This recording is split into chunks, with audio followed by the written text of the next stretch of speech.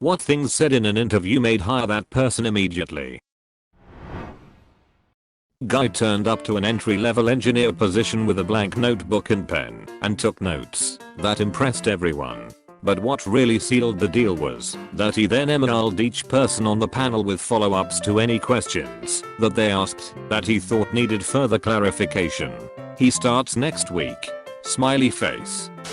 I don't know. I'd know where to look it up though, closely followed by, during a Kobayashi Maru style drill.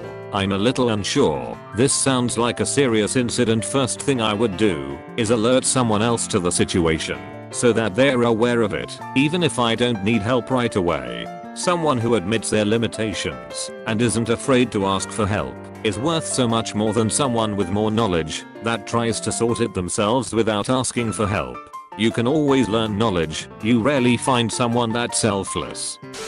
Hiring for a daycare. I had a candidate who seemed sort of quiet and timid at first. I asked her to describe a challenging situation she'd had to overcome, and she perked up and told a crazy story about being threatened with a knife at a previous job and finished with I handle pressure pretty well. I was like, well damn girl, welcome aboard.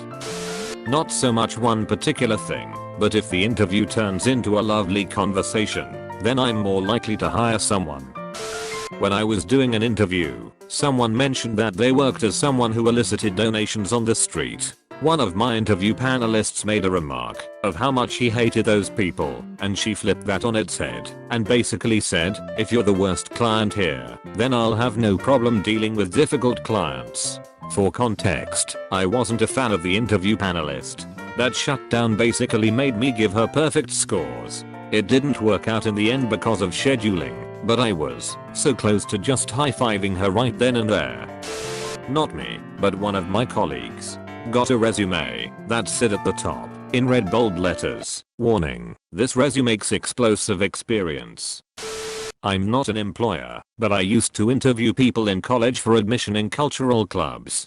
There was this one girl who responded to my question by saying, can I take a few minutes to think about that? That impressed me, because everyone else just answered with whatever came into their mind, and since this particular question was a bit tricky to answer, most of the time their answers were bullshit or incoherent. By taking a few minutes, she managed to plan out her answer and showed us that she was a critical thinker. I immediately welcomed her into the club. Anytime someone appears, shows sincere excitement for the job, and not just the job, but the company and industry too. We can train employees on specific skills, but no training program can spark enthusiasm for a field that they truly don't care for. I do double anal. I work in porn. When I managed my father's business a while back, I had the opportunity to personally interview and hire people. I thought this is gonna suck. And it did. Sometimes, two people have stood out that made me want to hire that person immediately. Applicant 1 not only held the door open for a gaggle of grandmothers, but also pulled out each ones of their chairs. This was not at our business, this was at a random Olive Garden close to town that I was dining at. I thought, wow, I'd kill to have this guy on my team. I go to the office the next morning, and as I go through the applications, I do a quick Facebook search, just to put a face to the name. I don't look at what they post, or who they're friends with, that's none of my business.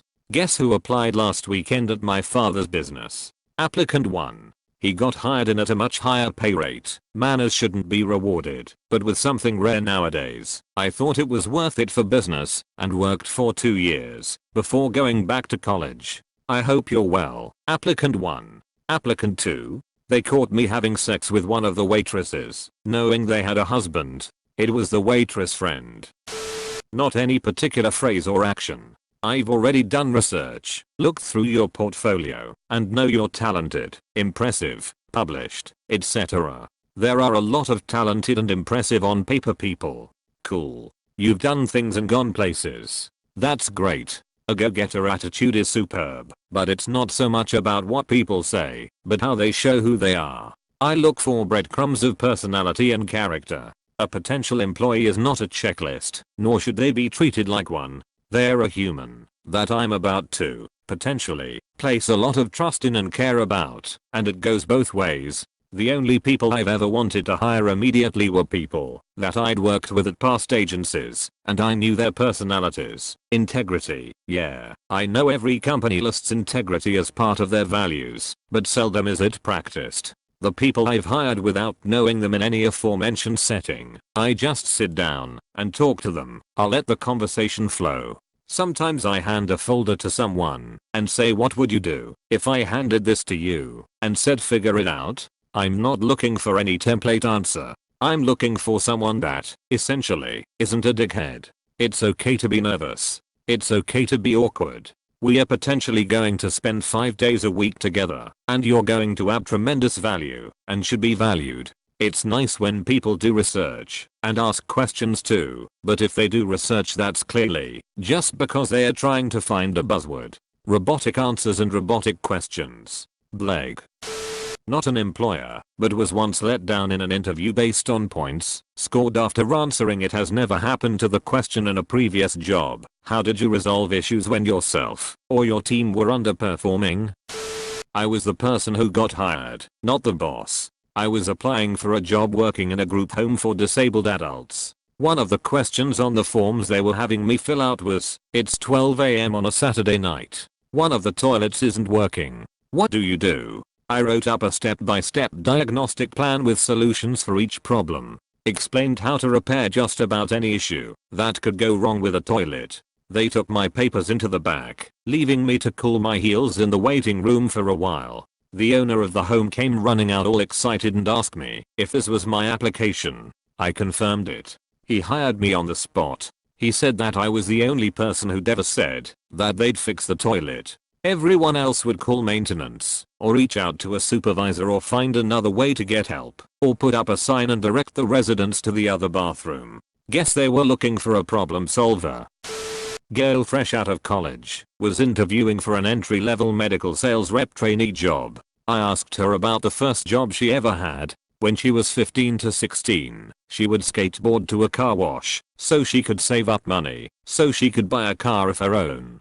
Sounds good and noble so far, right? Well, additionally, that car wash was staffed with prisoners on a work release program. So she was a pretty teenage girl who was absolutely unafraid of working with prisoners. If she wasn't intimidated by that, I knew the job we were training her for wouldn't scare her. Turns out I was right. She's been great and is about to get promoted. I can tell you what is an instant no hire, using buzzwords for no damn reason, or textbook responses. I'd rather hire someone who is honest, imperfect and willing to put themselves forward vs someone who just reads off the corporate manual. Positive attitude, multilingual, commitment to service. Most important concrete examples of work completed. Story time. If want more specific feedback. I had a great candidate on paper with lots of experience. They did not talk about their experience much and answer questions about organization broadly like, stay on top of things, you know. Tell me specifics about your lists and how you use technology, Outlook, create spreadsheets, anything like that. Talk to me about using customer service or prioritizing higher needs and why they qualify as higher need. Don't say I make sure the most important needs are addressed first. How do you know those are important? Interviewers do not assume you know it because of your experience. We want to see your process and understand strengths and weaknesses. We know that there are many ways to succeed in a job. How have you done that in the past?